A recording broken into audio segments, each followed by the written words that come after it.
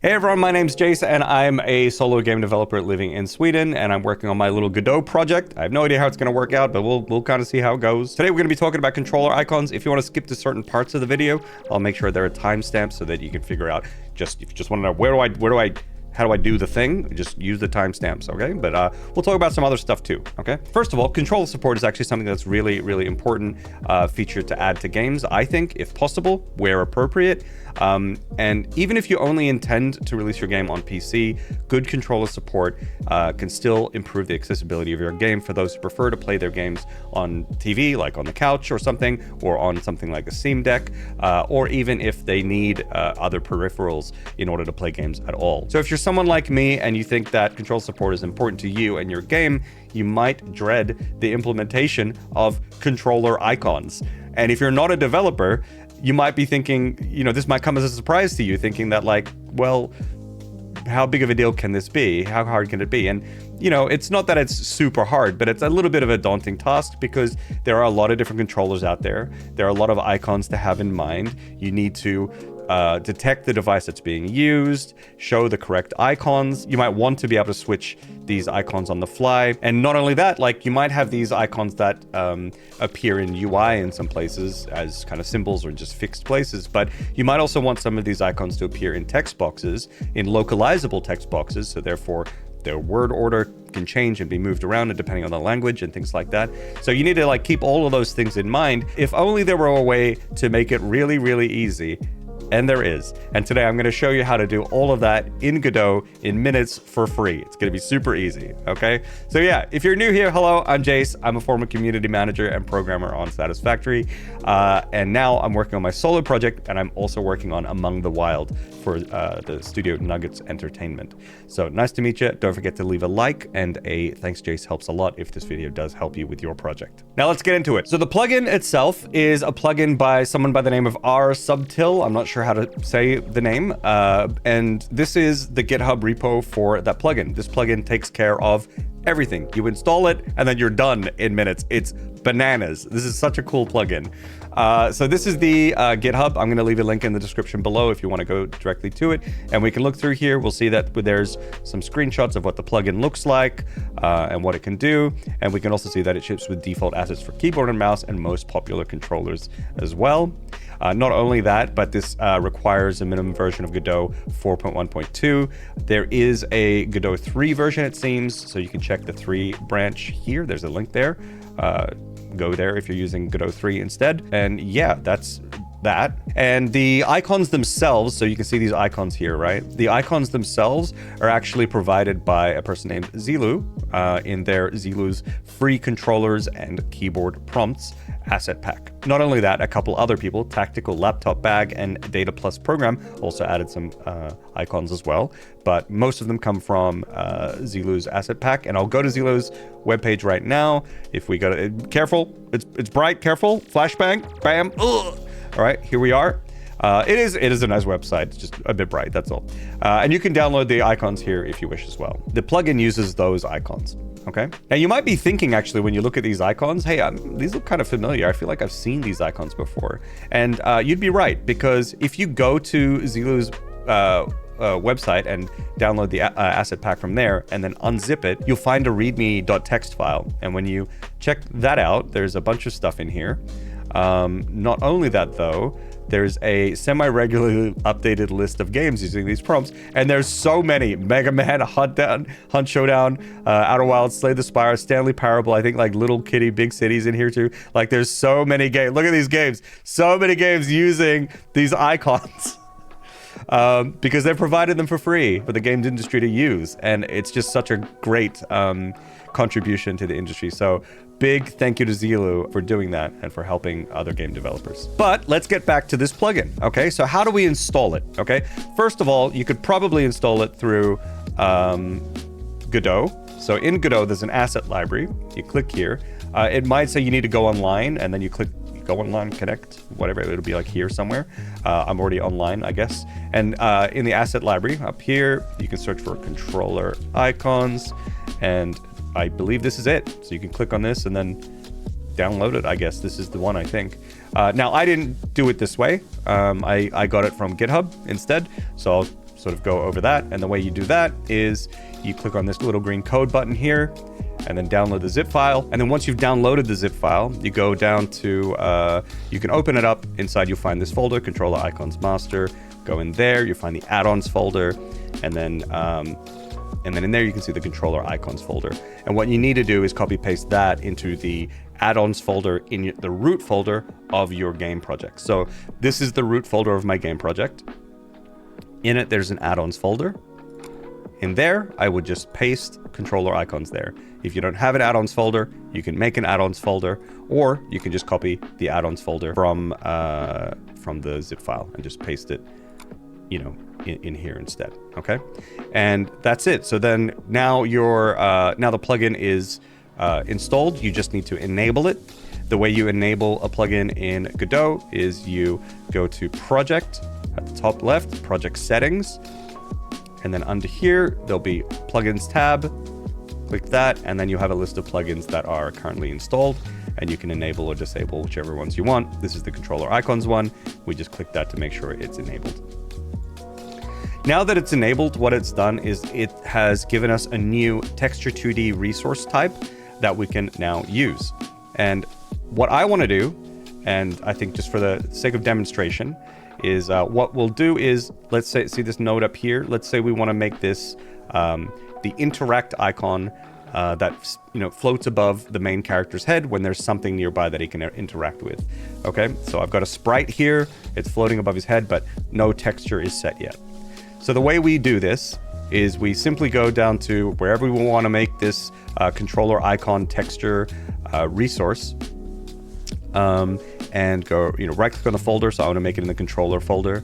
Right click, create new resource, and then you can search for controller icon here, and that's the one there, controller icon texture. Hit create. We'll put this in here. I'll call it UI_interact because I'm making an action. I'm making the icon for the interact action. I'll save that. Open this up. So now it's right here. This is the properties here. And then what we need to do is enter the path. The path here is the name of the action that you wish to create the icon for. So if we're doing interact, it's going to be interact. To find this, you can go to project settings, input map, and this is your input map, and you've got a bunch of actions like move X plus, move X minus, move Y plus, run, interact, right? So this is the settings for my interact action. I'm saying I have an action. It's the interact action. It happens when you press E on a keyboard or when you press joypad button 0, which is the X button on PlayStation or the A button on Xbox or the B button on Nintendo, right? And that's the interact action. And so what I could do is I could just type in interact here, but also there's the little picker here on the side. So you can also just shortcut. I just wanted to show you the other way so that you could see input map, right? You could just click this as well, and this window's a little scuffed. Here we are. And this is a list of all the actions, right? So we want interact. We'll click on interact. Okay. And we're done. That's it. Well, we're not done yet, actually, because we need to add it to the sprite. So here's the sprite. It has no texture. This is a texture. We'll put that in. Now we're done. We're actually completely done. All the tech, all the stuff is completely done. So let's see here. There, I just moved the analog stick on my Xbox controller, and it just switched to A in the editor. If you use the mouse, it goes back to E. You know, back to the controller, back to the mouse. I can unplug the Xbox controller. I'll plug in my PS5 controller. My PS5 controller is a little bit dank right now, so I'm not going to show it. Been gaming too hard. So I'm plugging that in. And there, it has switched to the X button on the controller. And then I move my mouse again. Goes back to keyboard, back to controller. And it just like hot swaps like that. Now, you might be interested in seeing that in the game itself. Does that just work in the game? And the answer is yeah, it does. So if we run from here,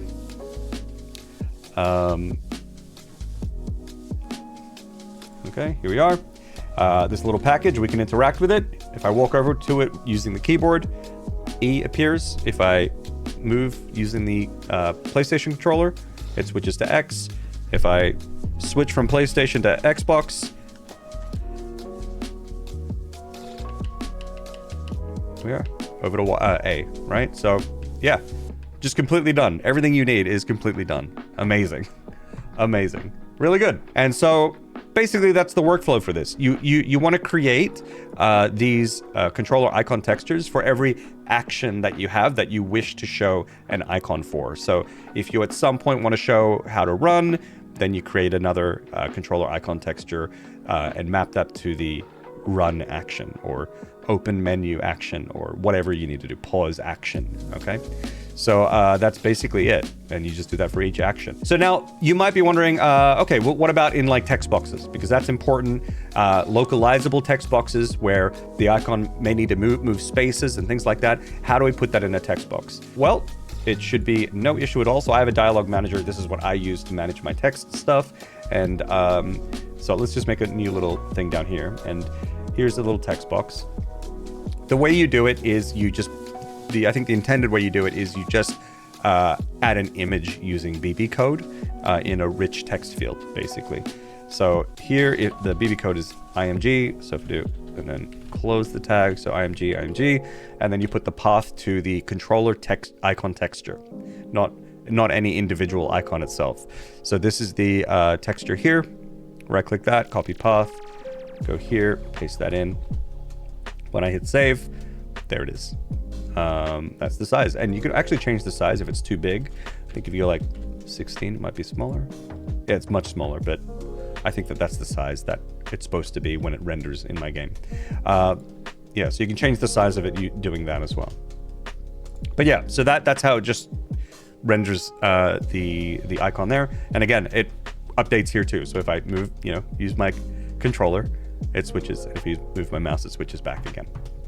Now, I don't actually like this so much in my dialogue text that would go to localizers. I think having an entire path to a resource is a little bit unwieldy when I think of what does the localizer on the other end need to deal with. And so what I would prefer is what I've done up here, where I just have these kind of little wildcard things where I go percentage input underscore and then the action, which is interact, and that's just the general case kind of thing. So you can see at the top here, there's another one, which is percentage input underscore pause game, and that's the pause game action, right? And that's how that would work. And so when all this gets output for localization, the localizers can easily move this around and take this wildcard and put it wherever they need to put it within the sentence structure for the target language. Now, to show this in action, we can launch the game again. And I have some little hint tooltip things that I've created recently. If I press this, we'll get a thing. Press E to interact with stuff. There you are. And the icon is right there along with the text. That's what we saw before. Now I can switch to Japanese and then run it again. And I don't know if this Japanese is right or not, but you'll see that the word order is different. The icon is still the same, just using the same wildcard. So it works in dialog boxes. It works in the world. And if we, even in the dialog box here, it updates like that as well. Now, you might be thinking, well, what about in situations where I don't want the icon to update automatically? And I think that has been taken into account as well. You can like use these force types here. So you can force the keyboard mouse icon or force the currently active controller icon. I currently haven't used this, and I don't know if I will need to personally, but there's that as well. Some show mode as well. So there's some other settings there that you can play around with when you get your hands on this. And by the way, just for completeness, in case you are wondering what is how do I make those wildcard things, it's just a very naive solution right now where just before the text goes out into the dialog box, I just sort of intercept it and I check for any input tags basically, and then I just build up the same thing that we looked at before, the BB code image tag, and I substitute the action that we're using in. So it's the same path kind of thing. It's a bit limiting. It presupposes that all of these things will be input icons. I mean, I guess it makes sense for input underscore. If there's any other symbols that I might need, I maybe have to put them into another folder and create a new wildcard format, which could be symbol underscore, and then I could work that way. I'll figure it out when I need to, but this is just what I'm working with for the moment. And the final thing that I want to mention real quick is that Unfortunately, as someone who uses C# with this plugin, like one time out of every, like, I don't know, 50 to 100 times I launch the game, the plugin crashes, and the game continues to run, but the icons won't render. And all I need to do is just close the game and relaunch the game, and then it works. Now, I don't know if this crash will go on for like proper built release versions of the game. Either way, this is the only downside I've found with this so far. It seems to be not an issue at all for GDScript projects, but it does seem to be a thing with C#.